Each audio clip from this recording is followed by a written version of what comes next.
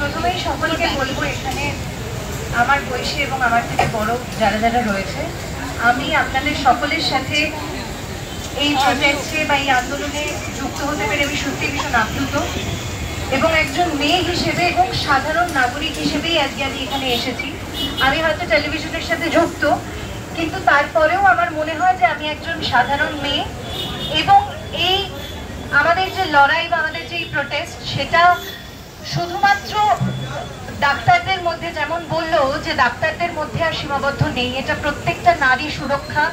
এবং কর্মক্ষেত্রে যেসব নারী পুরুষ যারাই রয়েছেন প্রত্যেকের সুরক্ষার ব্যাপার। আজকে 22 দিন হয়ে গেছে, আমাদের কাছে কিন্তু এখনো অব্দি সবটাই ধোঁয়াশা রয়েছে। আমরা কিন্তু সঠিক কোনো বিচার, যে সুবিচারের জন্য আমরা লড়ছি, সেই বিচার কিন্তু এখনো আমরা পাইনি। এবং আমরা আরো যেটা জানি যে ডাক্তারদের নিয়ে বিভিন্ন কথা বলা হচ্ছে, যে তারা তাদের যে দায়িত্ব, যে গুরু দায়িত্ব যার জন্য আমরা ডাক্তারদেরকে চিনে থাকি, সেই গুরুদায়িত্বকে পাশে রেখে তারা প্রোটেস্ট করছে বা এই ধরনের অনেক গুজব আমরা শুনতে পাচ্ছি। কিন্তু আমার যেহেতু বন্ধু রয়েছে এখানে সায়ননিতা, ওর কাছে আমি সবসময় সমস্ত আপডেট শুনতে থাকি এবং নিউজে দেখছি, বিভিন্ন জায়গায় দেখছি। আপনারা যে এই অদম্য সাহস নিয়ে শুধুমাত্র নিজেদের এই গুরু দায়িত্ব পালন করছেন সেটা নয়, আপনারা কিন্তু একজন, এই যে আমাদের দেবে যে অভয়া, যার আজকে এত বড় একটা মায়ের কোল খালি হয়ে গেল, সেই মানুষটা চলে গেল, কিন্তু আমরা সঠিক সুবিচার এখনো অবধি পেলাম না। এই যে তার জন্য এতগুলো দিন চলে যাওয়ার পরেও যে আমরা সবাই মিলে প্রোটেস্টটা করছি এবং সবাই মিলে যে তার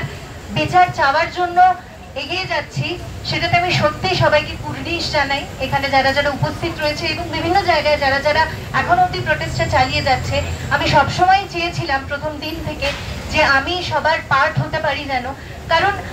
কোথাও না কোথাও গিয়ে নিজেদের কাজের বাইরে কোনো বিষয় নিয়ে কথা বলার জন্য মহিলা পুরুষ নির্বিশেষে একটা ভয় সবসময় মনের মধ্যে কাজ করতো, যে সঠিক কথা বলতে পারছি তো, সঠিক মেসেজটা মানুষের কাছে পৌঁছে দিতে পারছি তো।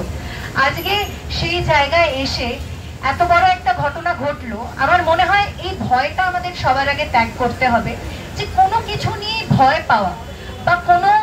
ঘটনা নিয়ে ভয় পেয়ে পিছিয়ে যাওয়া, সেইটা সবার আগে আমাদের মাথায় রাখতে হবে যে আমরা ভয় পাবো না। এবং কাজের জায়গায় নিজেদের যার যার কর্মক্ষেত্রে যদি কারোর সাথে কোনো ঘটনা হয় বা এমন আনএক্সপেক্টেড কোনো কিছুই ঘটে আমাদের সাথে,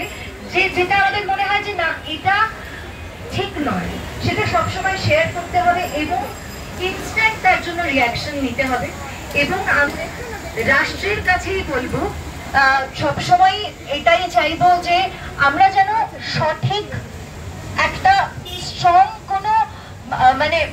এমন একটা কোনো রুল তৈরি করা হোক যেটাতে একদম সাথে সাথে আমরা অ্যাকশন নিতে পারি, এবং সেটা আমরা যখন মানুষের কাছে গিয়ে বলবো যে এই অন্যায়টা আমাদের সাথে হয়েছে বা এই জিনিসটা আমার মনে হয়েছে যে আমার সাথে ঠিক হচ্ছে না, সেটার জন্য সাথে সাথে আমরা অ্যাকশন নেওয়ার জন্য নিতে পারি, সেই পয়েন্টটা আমি আর কি সবার সামনে রেজ করবো, যে এইটা যেন হয়, যেটা আমরা আমাদের নিজেদের কাজের ক্ষেত্রেও অনেক সময় ফেস করে থাকি। অনেক মানুষ অনেক এমন কিছুই আমাদের বলে থাকেন বা আমাদের সাথে এমন অপ্রীতিকর ঘটনা ঘটে থাকে যেটা আর কি আমরা অনেক সময় চুপ করে যাই বা আমরা কারোর সাথে শেয়ার করি না। তো সেই জিনিসটা আমার মনে হয় যে সবার আরেকটু লাউডলি বলা উচিত, এবং সবার নিজেদের ক্ষেত্রে কোনো জিনিস যদি মনে হয় যে সেটা ঠিক হচ্ছে না, সেই জিনিসটা নিয়ে প্রতিবাদ করা উচিত এবং বলা উচিত বলে আমি মনে করি। Thank you.